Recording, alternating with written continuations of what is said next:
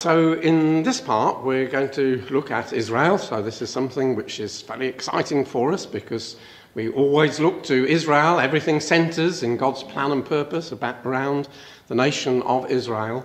And so we're going to look at Israel and the new alliances which are forming between Israel and the countries to the east of her, the southern Arab states. Something which we've been looking for a long, long time, and now witness with our own eyes. So it is indeed exciting times. So we opened with the reading of Isaiah chapter 2, and those first first 5 verses, we use when we're giving a Bible talk lecture to give a wonderful picture of the coming kingdom, the great change that will take place. And then suddenly Isaiah, the whole mood changes, doesn't it, in that chapter? And we then read from verses 6 onwards of an Israel very displeasing to God. Now, it is quite a normal biblical formula to have an opening picture of the end of the matter and then tell us how we got to that end picture through the rest of the chapter. And that's exactly what is happening here. The end chapter is that Israel will be God's people, will be holy, will be faithful. Nations will come up to Jerusalem. But that hasn't always been the case. And I believe that in the verses from 6 to 9, we have a picture, a very accurate picture of Israel of today, trusting in themselves. And then from that picture, the rest of the chapter explains the problems that are going to come upon Israel till they are forced to recognize that the Most High God rules in the kingdom of men, and they must look to him and not to their own strength. So I just want us to begin with to tease out some of the things that we read in verses 6 to 9. We read that the first thing was that they were replenished, refilled from the east. And this is one of the phenomena of Israel today, is that she is growing friendship with Saudi Arabia to the east, but especially to India. Very close ties between those two countries. Quite different countries, but Israel has the technology which the Indians need to feed their multitude, because Israel has developed drip irrigation using low quantities of water to maximize growth, and has specialized in making very productive varieties of crops. So there is an association between those two countries which is growing. And Israel is making many links with India. But not only India, to China. The Chinese come in great numbers to Israel. They see Israel as a place where they can invest their money, and the trade relationships are growing exceedingly between this huge country of China and this little tiny country of Israel. Absolutely amazing. And further over still to the east is Japan. And again, Israel is making many overtures to Japan for trade and treaties between the two countries. So we can see that this is a very accurate picture of Israel of the past few years. A great trading nation is Israel, and working her way eastward, making associations with many countries to the east. And then the second part of that verse 6 says that they are soothsayers like the Philistines. Now, the only account we have of the Philistines using soothsaying was when they had captured the ark, and they had had terrible time with the ark going around the different cities of the Philistines. They decided they'd better send this ark back. And they had a consultation as to what they should do. They used divination to work out what they should do. And the only thing I can draw from this is that that's exactly, if you look at the word divination in Strong's, it is to act covertly. And the Israelis are world leaders in espionage is not the right word, intelligence, military intelligence, finding out what the other nations are planning to do. And I think that perhaps this is a little indication of Israel's skills. And Mossad is world-renowned for its abilities. In fact, Netanyahu went to Europe to plead with them to not to accept Jerusalem as the capital. And what Netanyahu said to Macron was, well, look, we have helped you many times. We cooperate on many areas, including security. As you well know, that cooperation has saved many lives. Israel has provided valuable intelligence to many countries in Europe and many countries outside Europe that has prevented dozens of horrible terrorist attacks, some of which, unfortunately, you have suffered. And there was an interesting article the day before yesterday, and it was saying how the Mossad looks after world intelligence,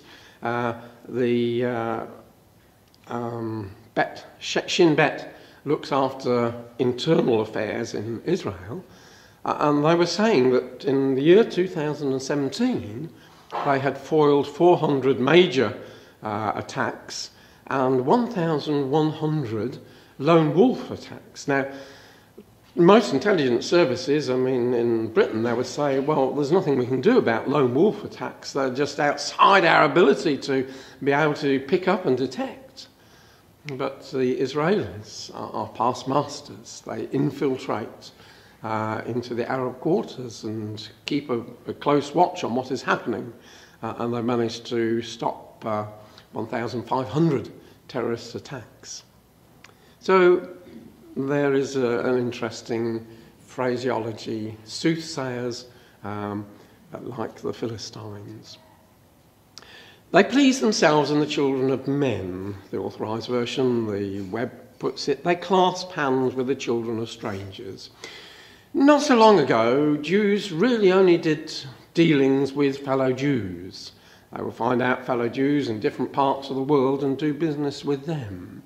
No longer. In Israel, it doesn't matter who you are. They're quite happy to shake hands on deals with anybody around the world. And the whole world is their oyster. And little tiny Israel has done very well. It says here in verse 7, their land is full of silver and gold, and it now has come from 25, 30 years ago. Israel was a very poor country because the labour unions were in very strong control. And it was when Netanyahu, the present Prime Minister, was the economics minister, having been educated in America, he realised that had to break the power of the unions, and that's what he did. And from then on, Israel has prospered. And looking at gross domestic product, which is the measure that people use to indicate the strength of a nation, little tiny Israel is number 32, just a little bit behind Norway, Austria and Iran, but ahead of Hong Kong, South Africa, Denmark and Ireland. Absolutely amazing, the wealth of Israel is generating through its own brain power, its own skills. So it is indeed a land full of silver and gold.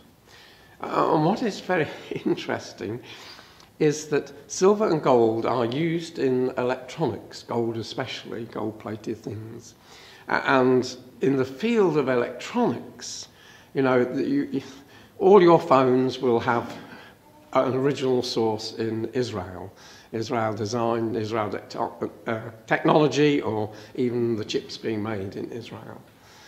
But that's just a bit of a buy. A land full of horses and chariots. Well, we have to put that in modern 21st century language. And Israel is swarming with military devices, many of which they have built themselves, designed themselves, or adapted American planes and fitted it with their own equipment. And so this is such an accurate description of Israel today, full of horses and chariots of different sorts. And the problem is that Israel trusts in these defences that they have very cleverly built and designed. And so the prophet Isaiah says to his people, your land is full, full of idols. What is an idol? That which you substitute for God, that which you bow down to, that which you put your trust in. And Israel of today have put their trust in these things which their own hands have made. And one has to admire the technology that, an enemy can fire a missile and the Israeli Iron Dome can decide work out where it's going to land. If it's going to land in an open place, they don't do anything. If it's going to hit Israeli homes or that, then they fire a missile and destroy it in the middle of the air. Science fiction when I was a child, but a reality of today. Absolutely amazing. But Israel trusts in those things more than they trust in God. And you would think that if you lived in a country which has, to the north of you, over 100,000 missiles aimed at you, you wouldn't sleep at night. And yet Israel, when they do a survey of the happiness of different countries, it ranks number 12 out of 156 of people feeling happy and secure because they have these defences and they know that their army is seemingly invincible. And every strata in Israel bows down to these weapons. They feel safe by them. So there is, I think, a very accurate description of Israel of today, trusting in her own wealth, making alliances with all sorts of people, and building up their wealth from that kind of thing. But we know that this is how it must be, because the picture is of Israel being very strong, and being very rich and very prosperous in order to be a desirable prey and a spoil for the northern host to come down against her. And so we see how God works. He allows his people to trust in themselves so that when that all fails, when the Gogian forces come against Israel and Israel is defeated and the Iron Dome and all the David's sling and all these things fail, they're overwhelmed, then where can they turn to? They can turn to their God, and that's what we know they will be brought to do. And they will trust and pray and for their God for salvation and look to him to save them. And the Lord Jesus and the saints will already be prepared and they will come forth and save them. So we know there's a terrible time ahead for Israel. Another Holocaust awaits them. Yet what emerges is a people who are faithful and righteous, never more go astray, never more lose their trust in their God. So Ezekiel 38 and verse 12 is a verse we know very well. The reason why Gog is described as coming with a whole host of different other nations against Israel is to take a spoil and to take a prey, to turn thine hand upon the desolate places that are now inhabited and upon a people that are gathered out of the nations which have gotten cattle and goods and dwell in the midst of the land. So spoil is used of taking the goods of a country, and the prey is taking the people of the country. And Gog, Russia, not only wants what Israel has got, which is energy supplies, electronics which can overcome the Russian S-400s, the Israeli planes can go into Syria and do what they want and come back because the Israelis have worked out how to counter the technology that Russia has. And Israel and Russia very much would like to lay holds on that technology. So one can see that what is building up in Israel is a prey, a spoil, something to be seized. But they also want the people, the brains behind the design of all these things. And exactly the same kind of thing happened at the end of World War II. There was quite a contest between the United States and Russia to seize the German scientists who had developed the flying missiles, and the early space race was started in Germany, and a lot of those were Jewish scientists. And there was a big race who could collar and take away to either Russia or America the scientists at the end of World War II. And one can picture a similar situation. So I just want to go through some slides to see what a desirable spoil and a prey Israel is. Suddenly, Israel does have friends. President Trump. What a transformation from Obama, who did everything he could to knock down the Jews. He hated Netanyahu. But Trump has a real interest in Israel, and has got Jewish connection in his family, and has proved to be a good friend to Israel. And in Britain, David Cameron was very friendly to Israel. He set in motion the making of Israel a key market for British business people to trade with Israel, and Israeli companies to come to Britain. And Mrs. May, too, as a daughter of a vicar, she is very pro-Israel, has been a friend of the Conservative Friends of Israel for a long, long time. And she has many Commonwealth friends in India and Canada and Australia. There is this long, long linkage back to Israel. And at this time, the Canadians are very well thought of, and the Australians and New Zealand, Indians. The old Commonwealth countries are very friendly to Israel. And now she has many southern Arab friends, and we'll look at a few slides there. What a transformation. It's something we knew had to happen from Ezekiel chapter 38 and a few verses on, verse 13, and we'll come to that in a moment. But, you know, it has now become a reality, and the past few months it really has shown itself in a new light. And the US ambassador to the UN, Nikki Haley, very pro-Israel, prepared to stand up and speak her mind against the UN. And Israel's economy is booming, and that gives you friends, because people want to trade with you. 4% growth in 2016. Money is now coming in from the Tamar oil fields, and that's making a big difference to their revenues. And work's beginning on the huge Leviathan field.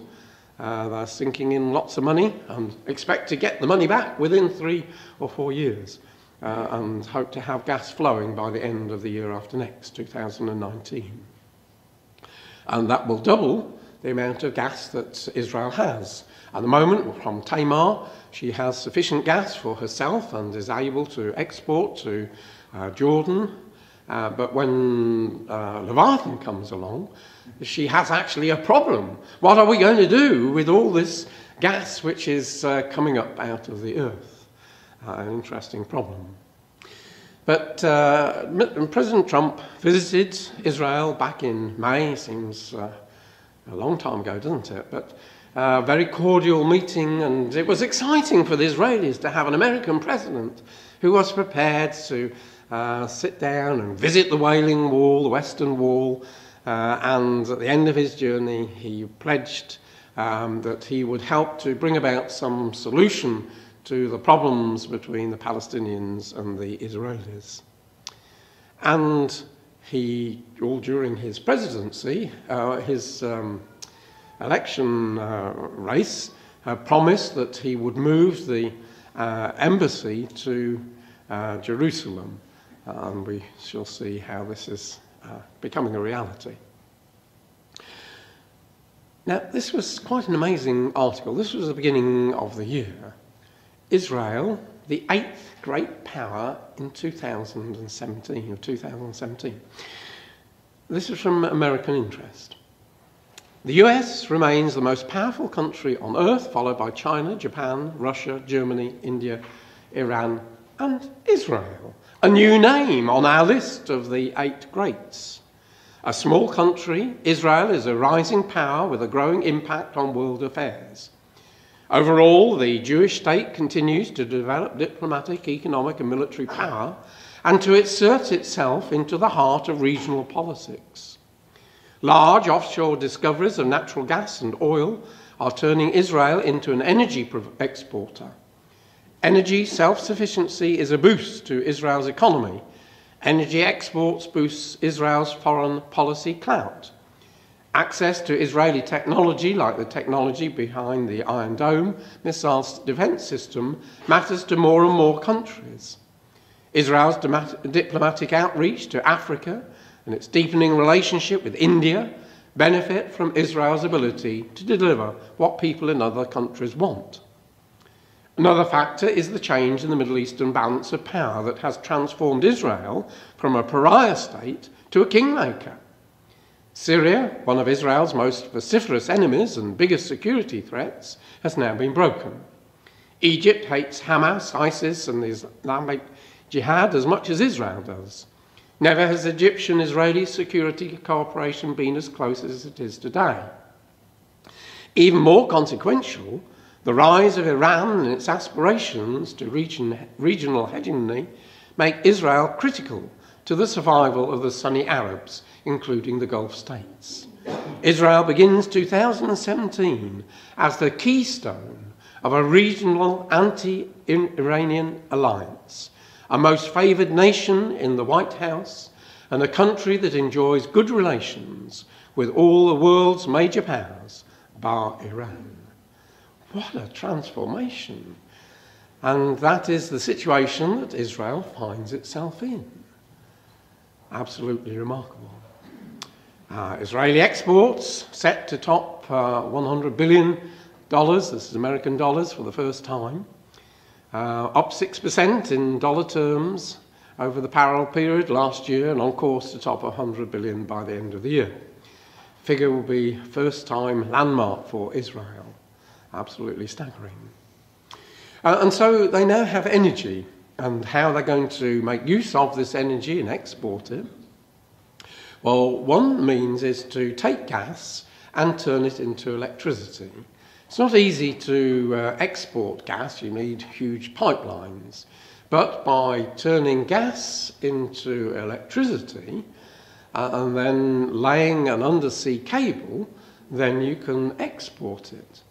And with the backing of the EU are helping to plan, and they haven't started to build it yet, but it is anticipated that this is due to start next year, a long, long cable stretching from Israel, from the power stations of Israel, up to Cyprus and across to Crete, and then there is an existing cable that connects Crete to the mainland of Greece. And this will end the electrical isolation of Cyprus, because Cyprus is in the EU. That's why the EU is interested in this, because it will bring Cyprus and connect it to the EU. We know that's going to be in vain because we know what leg Cyprus is going to be in, but the EU doesn't know that. And if she's prepared to help with the money, well, that's good for Israel. So this is what is being planned, this cable, so that Israel can export energy, it can be shared among the islands and onto mainland Europe.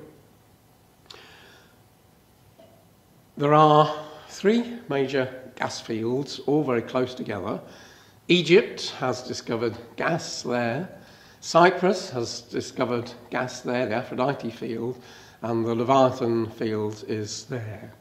And what is making sense is that for Egypt and Israel and Cyprus to work together, and if a pipeline has to be built, to cooperate on that construction.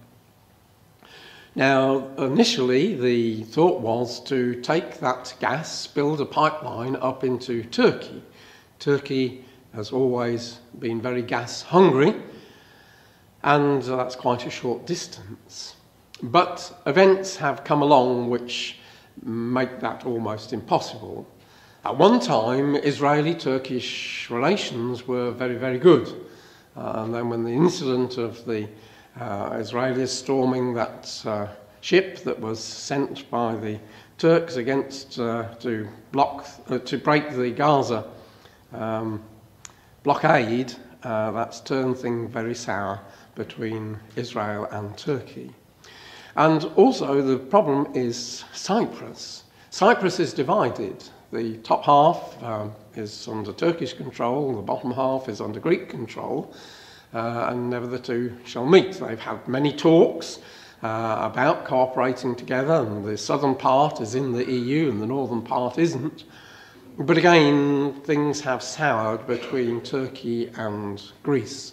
Under Erdogan, relations are pretty poor. So what is being looked at now is a much longer pipeline following a very similar route to the electrical cable, and again linking Israel and Egypt to Cyprus, and then on to Crete and on to Greece, so that gas can be exported across into Europe that way. So these things are in active discussion. The three countries are having meetings: Cyprus, Egypt and Israel, and Europe, Greece, and so we shall see what happens with that.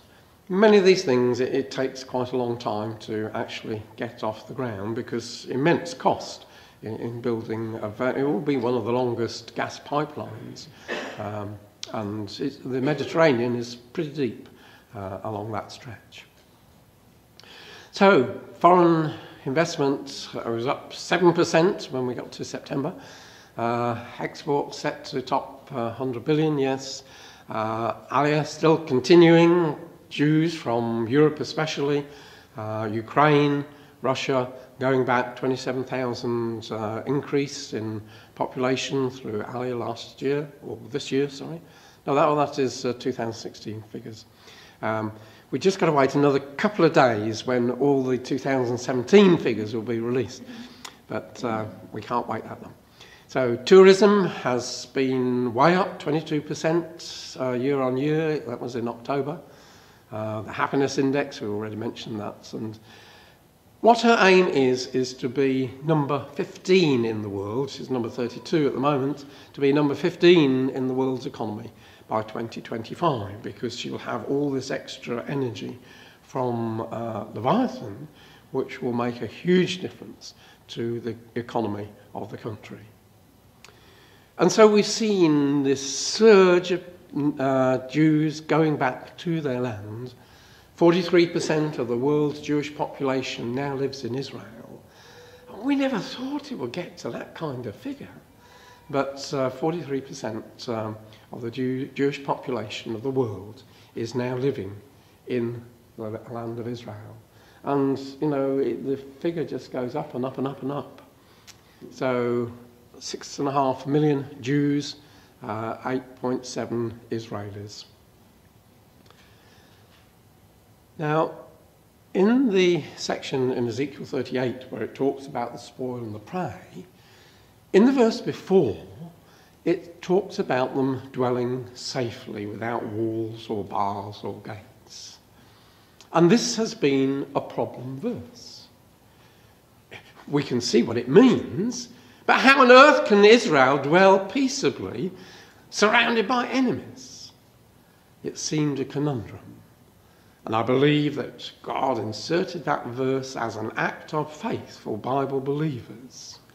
Because how could it possibly come about that Israel could dwell safely, confidently among all her enemies?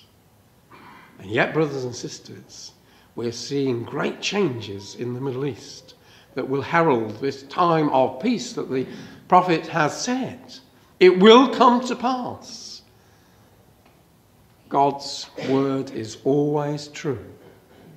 He knows, right from the beginning, what the end picture is going to be.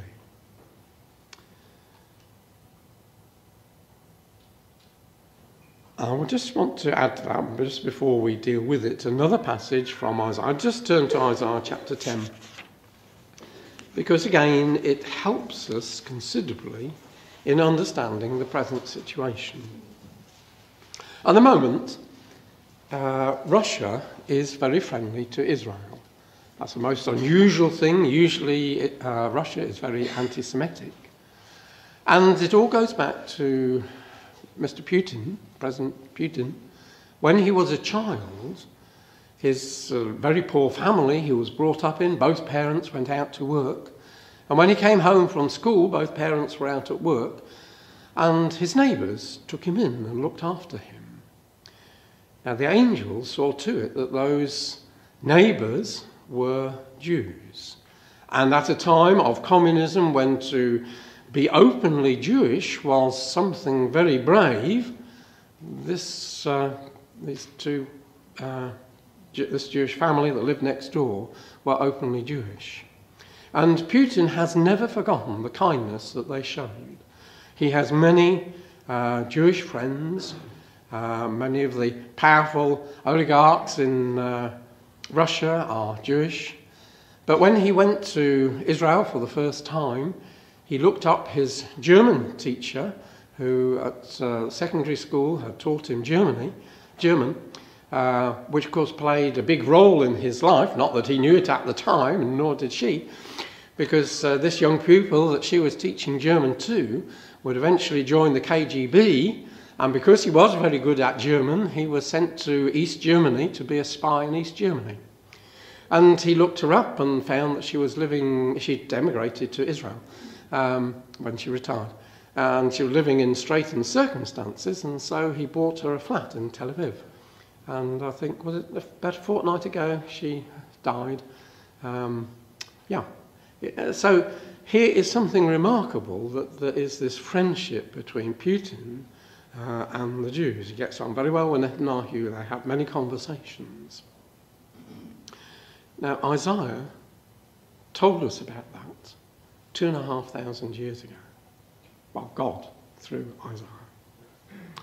So in verse 20 of Isaiah chapter 10, it shall come to pass in that day that the remnant of Israel and such as are escaped of the house of Jacob, so this is post-Armageddon, the remnant that has been left, shall no more stay, lean, support oneself upon him that smote them, defeated them, but shall stay on Yahweh, the Holy One of Israel, in truth.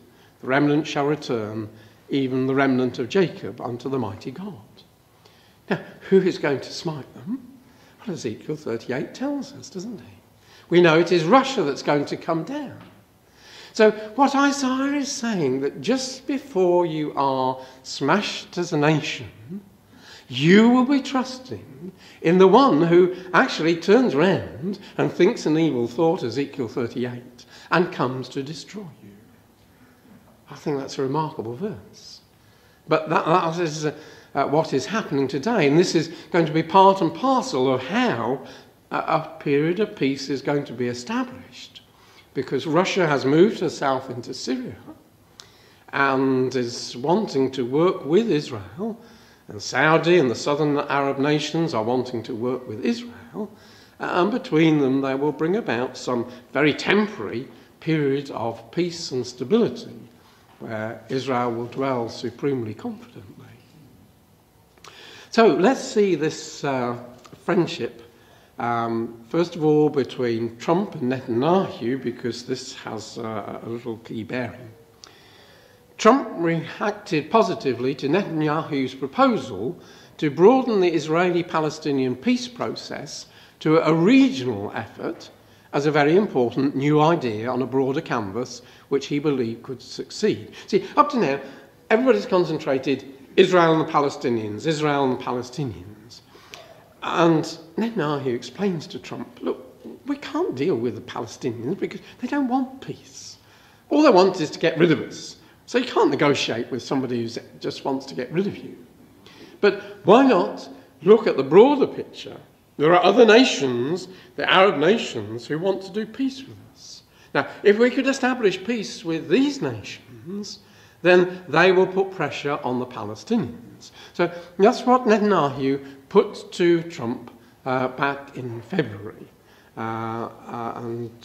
To, first of all, not concentrate on the Palestinian Israelis, but, how does it go on? To seek an Israeli peace accord with Saudi Arabia and the Gulf Emirates as the lead-in to negotiations for an accord with the Palestinians. Egypt, Jordan and Turkey, with whom Israel already has normal relations, would jump in later. This deal fits in with the US plan, reported more than once on these pages, for a regional peace between the Sunni Arab nations and the Jewish state. Some of the spade work may have been performed by the CIA director, who paid a secret visit to Ramallah to the Palestinians for talks with Abbas after trips to Ankara, Riyadh, following which Turkey upgraded its diplomatic mission in Israel. So Trump has been working behind the scenes, despise him if you will, but he has been working behind the scenes to bring about a reconciliation between Israel and the Gulf states, to try and bring about a period of peace. Now, part of that deal is to recognise Jerusalem as the capital of Israel. Everybody knows it is the capital, that's where the government is, but everybody's afraid of upsetting the Arabs. Now, Trump, being a businessman, recognises what needs to be done and gets on and does it. And we know at the beginning of this month he signed this declaration that the embassy would be moved to Jerusalem, that they do recognise that Israel's capital is Jerusalem. And how the world erupted on that news. Now, interestingly, Russia, back in April, said exactly the same thing, that Jerusalem is the capital of Israel. And not a nation made a murmur. Trump do it, and the whole world erupts. The Pope erupts, everybody erupts. What was so fascinating, and Brother Stephen told us about his spine-tingling moments when he saw the courtyard of King Nebuchadnezzar where Daniel would have trodden, while my spine-tingling moments came when they published a map in the Jerusalem Post of the nations that had and hadn't attended an Islamic summit. As soon as Trump made this declaration, Turkey called together an extraordinary meeting of the Islamic Organisation of Islamic Cooperation. It's a Muslim organisation founded in 1969. This was the 6th extraordinary meeting. They meet regularly, but now and again events happen, and it's usually over Israel, they have an extraordinary meeting. So since 1969, this is only the 6th extraordinary meeting. So Erdogan calls all the Arab leaders together to condemn what was happening. But certain members didn't go. And this was the map that was published in the Jerusalem Post. Those in blue didn't go, all the rest in green attended. Now, I've had maps like that for years, where I've said, we're looking for a regional alliance of nations working with Israel. And here we have it in the Jerusalem Post. Absolutely thrilling. And one of the big changes is the new Saudi Crown Prince. And he sent a message to Israel saying, look, this declaration by Trump, don't worry about it, we can handle it. It's not it's no issue and no bar to our engagement with Israel. Official White House sources disclosed Tuesday that the Crown Prince Salman informed President Trump that while Riyadh publicly objects to Jerusalem's recognition as Israeli capital, he has to because of the people, This isn't a bar to Saudi engagement with Israel, nor should it be detrimental to Trump's administration steps in the Middle East. So he's working with Trump to bring about peace. So here's the headline, 6th of November, New Allies, Israel and Saudi Arabia in the Jerusalem Post. Times are changing in the Middle East as alien nations find common ground in a bid to avert Iranian supremacy within the region. Thrown into the mix is a strong international desire for ousting Assad. The opening of the dialogue between Israel and Saudi is perhaps the most significant shift in the region.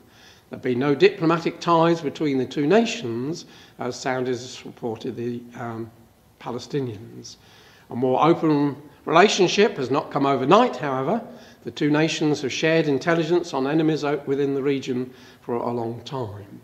And so it goes on. And the Crown Prince himself actually made a secret meeting to Israel. So it suggests stronger ties are increasing.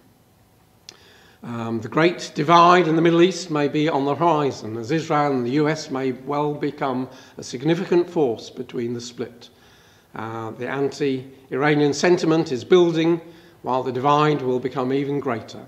The moves by Saudis and Israel are likely to bring greater strength to the Arab world, supported and armed by the US in an effort to fight off Iranian supremacy. A united Sunni Arab front with Israel as an ally may begin to stabilise a region that looks to be on the verge of collapse.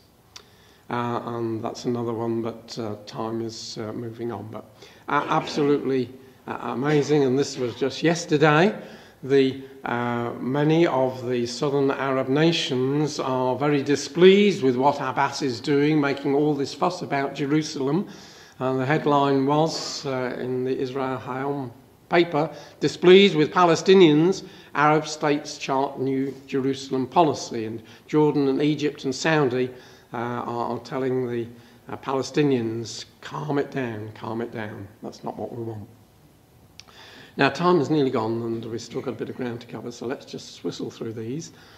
The Saudi Crown Prince is wanting to build a huge new city on the northern border, very close to one of the old Dedans, and this will be a city which covers vast territory, which will enable a whole new economy for Saudi Arabia. They want to get away from dependence on oil, and is proposing to put it up there because it's close to Egypt and close to Jordan. He wants to work with both of those. But more vitally, it's close to Israel, and he wants Israeli help with all of this. Not only Saudi Arabia, but Bahrain, warming ties, but I skip over that. Israel is a major trade route for Turkey and Jordan. I'm going to skip over that. India and Israel are a strategic alliance. We're going to skip over that because I need to deal with Sheba and Dedan and the merchants of Tarshish. So sorry, I shouldn't have gone quite so far, should I, from that? So there are three passages, there are two sets of Sheba and Dedan and another Sheba. One Sheba and Dedan is descended from Abraham through Jokshan. There is a Sheba on the far side of the top there, again descended from Shem, and then from Cush there is a Sheba and Dedan. So, very rapidly, Ham's grandson had Sheba and Dedan, and these we associate with the Persian Gulf, and especially Bahrain, the Sheba, and the Dedan is Bahrain. So yes, I'll split the colours there.